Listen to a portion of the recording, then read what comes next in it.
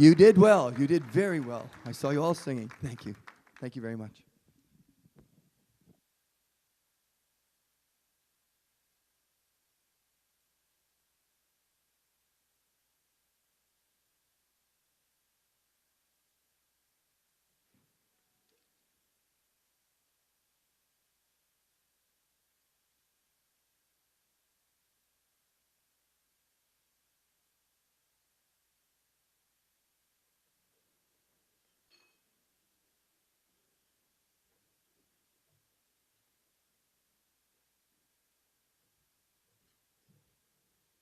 Well, thank you so much, Greg, and choir members and musicians from St. Luke's for giving of your time and your gifts this morning for those two wonderful and inspiring numbers. It's my pleasure to introduce our guest speaker for this morning. Mark Cullen has long been recognized as Canada's best-known gardener. Every week as a syndicated columnist, broadcaster, and speaker, Mark reaches over 2 million Canadians. He has a familiar, warm style and a message that is informative, fun, compelling, and inspirational, all based on his sustainable approach to gardening. Mark has written over 20 books, including his only non-gardening book, Extraordinary, The Hugh Beattie Story, and his most recent book called The New Canadian Garden. Mark is the founding chair of the Highway of Heroes Living Tribute, which is a massive project to plant over 117,000 trees along this highway route to commemorate each and every soldier that has given their life in the service of our country since the First World War. Mark and his wife Mary are members of Central United Church in Unionville. They have 4 children, and they have an environmentally friendly country home here in Markham where Mark loves to, guess what, garden. On a personal note, I have to tell you that Mark is aspiring to become a better golfer, and God has given him the gift not to cuss when he makes a bad shot. Among many charities that Mark supports, he has spearheaded, along with our co-chair, Dr. Jim Klebine, the Pumps for Food project, which has raised over $80,000 to buy irrigation pumps for impoverished farming families in Central America through the Share Agricultural Foundation. And finally, we want to offer our congratulations to Mark on being awarded this past July 1st the prestigious Member of the Order of Canada, and I quote, for his contributions to promoting and developing horticulture education in Canada, and for his ability to explain how Canadians can protect the environment. Please give Mark a warm Markham welcome this morning as he addresses us on the subject, A Community of Grace.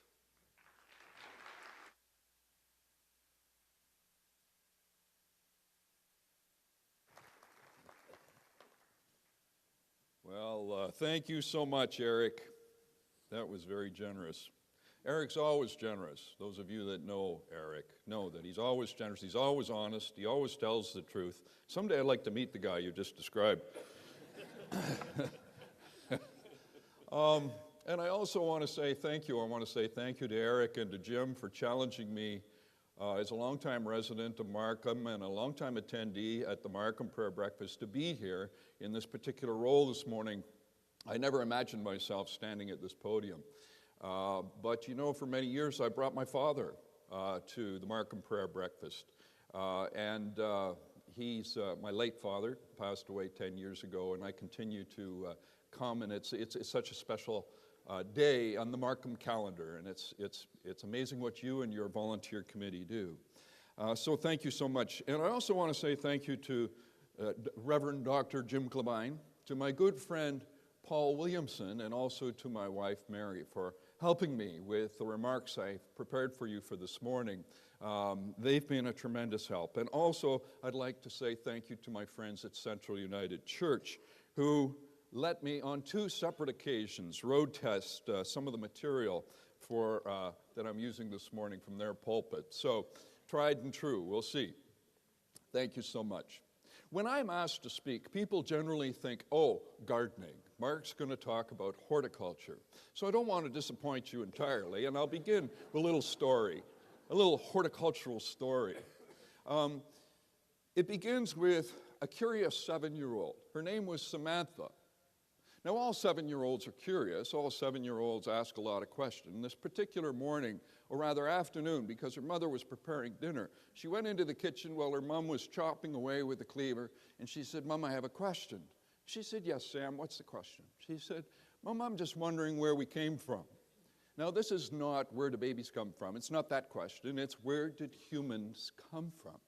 And her mother thought about that for a moment, and she said, well, it's a wonderful story, Sam, and I'll tell you the story. The story begins in a garden, Garden of Eden. It begins with God, who created the world and created two people in his image, Adam and Eve. And you know, he loved them so much that they loved each other back, and they had kids. And those kids grew up and they had kids, and we ended up with a world full of people, and that's how we got to where we are. All started in a garden. And Sam, by the way, you were conceived in love. It was a garden of love. Okay, she said, I got to get another opinion.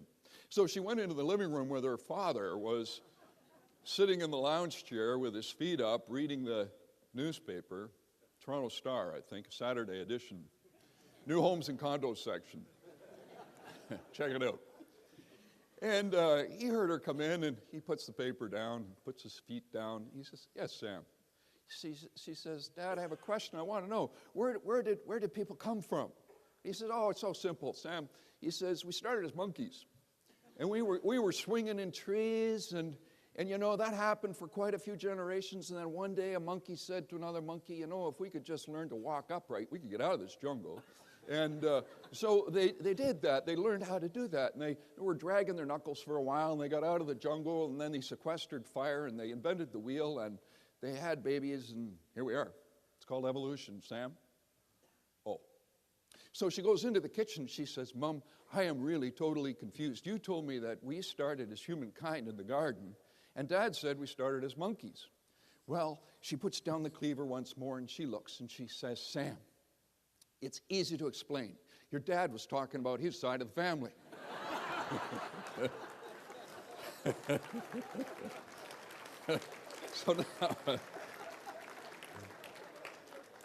So now you know. My brother, the minister, I'm sure will feel very enlightened by all of that.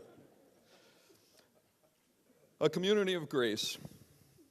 Let's begin our discussion here with a discussion around community. Webster says that a community is a group of people who live in the same area, a group of people who have the same interests, as in the interests we have through a church, a group of nations of people, Webster says. And in all three descriptions, he uses the same words, group and people. Markham is a community. Markham is a community of people. And in fact, there was a sign on Kennedy at Hagerman not that long ago that was removed, but it said that welcome to Markham, the culturally most diverse city in Canada. Our ethnic diversity is part of what defines us as a community here in Markham. Each one of our churches is a community. We sometimes call ourselves a family, as in a Christian family. We are a community knit together in a common belief in the gospel and the love and the peace that it represents. So that's community. That's the easy part. But what of grace? Well, I find the discussion around grace much more interesting. Webster says that grace is a way of moving that is smooth and attractive, like a great dancer. It's, secondly, a controlled, polite, and pleasant way of behaving. That's grace. But of much greater significance, Webster says, grace is, the full description of grace, as Webster says, is the unmerited divine assistance given humans for their regeneration or sanctification. It's a virtue coming from God, and it's a state of sanctification enjoyed through divine grace. Now we're much closer to the mark for this morning. Grace is perhaps best understood when we study the hymn that we all know so well, Amazing Grace. Today, the most frequently sung hymn in the Christian world. It's been estimated that Amazing Grace is sung or played on an instrument over 10 million times a year, assuming that is that the bagpipes are an instrument. I'll let you be the judge. Amazing Grace, how sweet the sound that saved a wretch like me. I found the background of this hymn illuminating. Amazing Grace was written in 1773 by John Newton, an Englishman.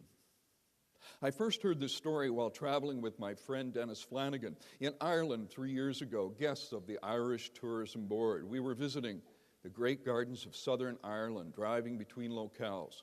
When our host broke in with this story, he said, this is an Irish story, that John Newton was piloting a slave ship in 1748 when he hit a huge storm. And then the ship hit rocks off the north coast of Ireland, and Mr. Newton saw the light. He was transformed, and he allowed the slaves to go free. Now, with a new appreciation for the gift of life and the power of a gracious God, he wrote the words to Amazing Grace. That, you could say, is the rest of the story, or rather, that is history, indeed, except it's not the rest of the story. It's not even the real story. Here's the real story. Let me give you just a little bit of background. John Newton was born in 1725, and he was indeed a spirited individualist.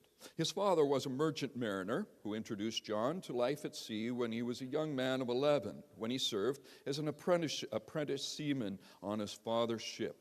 This was the beginning of a long personal journey that took place until his retirement at the age of about 37. John's life experience pre-grace was difficult. He was born to a mother who had aspirations that he would join the clergy, but those dreams were shattered when she died when he was only 6 years old. A stern stepmother, lacking in character, did little to provide a positive influence. He shipped off to boarding school where he was abused while his father sailed in the British Merchant Navy. When John joined his father aboard his ship at age 11, he was introduced to life at sea and all of its saltiness. He learned new words of the four-letter kind, and he developed his natural ability to express himself using the English language with flourish and skill. After adopting life at sea in the slave trade, the captain of one of Newton's ships wrote, when he's run out of swear words, he makes them up. He is insubordinate and totally lacking in respect for authority, which led to his imprisonment while on board, and eventually his enslavement while stationed in Sierra Leone in Western Africa. There, he labored with African slaves, often while in chains. Upon hearing of his son's situation, his father sent for him, and he was able to rescue John from the clutches of the slave traders. Home once again, Newton fell in love with the daughter of a family friend, Polly Catlett. And then he returned to the slave trade. In October 1748, the slave ship for which John was responsible indeed hit a violent storm, battered his vessel off the coast of County Donegal, Ireland, so severely that he called out to God for mercy, a moment, according to his biographer, that marked his conversion. 2 weeks later, his ailing ship hit a rock offshore, and he released the slaves. A conversion took place, we know that for sure. But he continued to support the slave trade and sponsored 8 more ships over the next 7 years before he began his study in Christian theology. I think we need to pause here for just a moment. Why did it take John 7 years to complete his conversion after, you could say, being struck by lightning, take up his studies, and join the clergy, marry the love of his life, Polly? According to his official biography, the answer is in the question.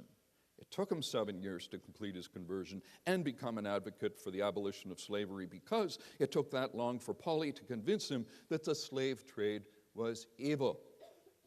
Can you imagine, over that 7 years, the conversations that must have taken place between John Newton and Polly? Newton's life journey took a right turn when his ship was hit by a storm, and that trajectory was intensified by the love of his life. Through Polly, his eyes were opened to the love of Christ. the truth of the gospel message, and slavery had no place there. For a community to achieve a measure of grace, we need to take a journey, perhaps one much like John Newton's. In Luke, we learn that Jesus told this story. There once was a man traveling from Jerusalem to Jericho when robbers attacked him, stripped him, beat him, leaving him half dead.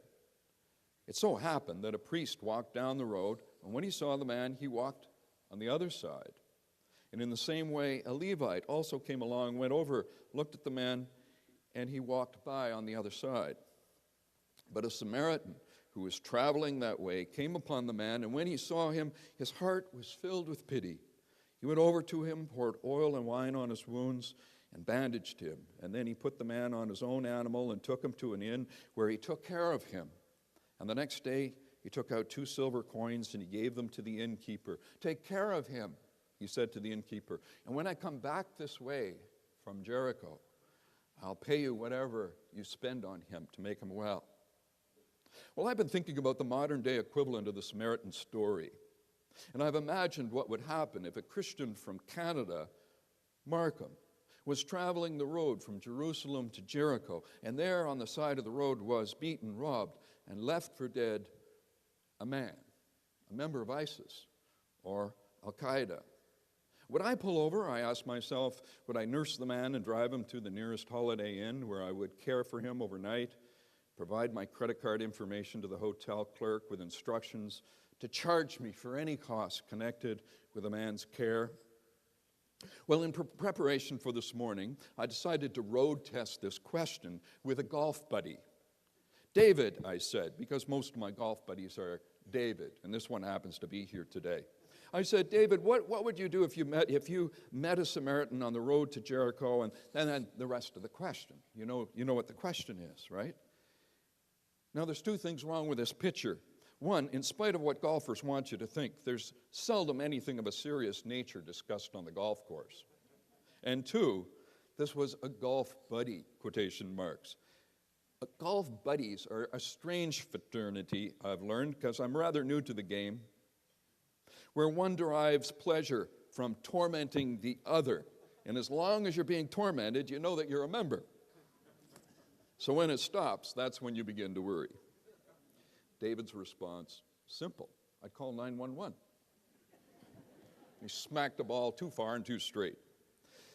You know, I've read recently where Americans claimed responsibility for killing 3 top commanders of ISIS. And as I read this, a quiet celebration occurred in my heart, a strike against evil. When I was a kid in the 60s, I loved to play cowboys and Indians. Good versus evil is so simple. After 9/11, when America went to war against Iraq, there was a bumper sticker sighted on a car in Washington, D.C., and it read, "When Jesus said, 'Love your neighbor,' I don't think he meant kill them." Therein lies a statement, a question that is not so simple to answer. What does it mean to love thy neighbor as yourself? And can we assume that loving our neighbor will bring us that much closer to God's grace? Indeed, I'm as conflicted as many of you are. We're overpowered by media that boils down the news for us into the simplest terms, just like the story of John Newton, lost at sea, converted, inspired. He writes Amazing Grace. Except now we know that's not the story. It took him 7 years. And over that time, he sponsored the enslavement of about 3,000 people. I once was lost, but now I'm found. Was blind, but now I see. To see the light, it only took 7 years for me. When we hold the door, when we allow someone to turn left in front of us, even when we have the right of way, when we greet each other at church on Sundays, when we provide a thoughtful answer to a serious question from a 7-year-old, we're being gracious. But these acts alone, I don't believe, make for a community of grace.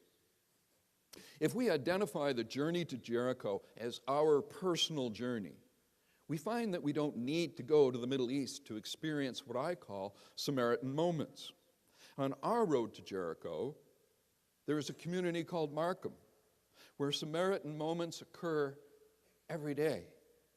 I believe that God puts Samaritan moments in our path, and He awaits our response to them. And while we don't always need to write a check or volunteer our time, He does know who we are praying for and what we're praying for. A man drove into a gas station for a fill-up. And as he stood at the pump, hand firmly squeezing the trigger, a car drove in opposite him very slowly, a senior behind the wheel. And as she pulled up to the pump, he released the pressure on the nozzle and signaled for her to roll down her window. He said, "Just stay there and I'll fill the tank for you." He did. When he was done, he approached the driver's side window and he said, "This one's on me. Have a good day." The lady thanked him profusely through tears. This story of grace would hardly be worth recounting here except for one thing. The giver of the gas began to think, how many seniors are out there who would benefit from a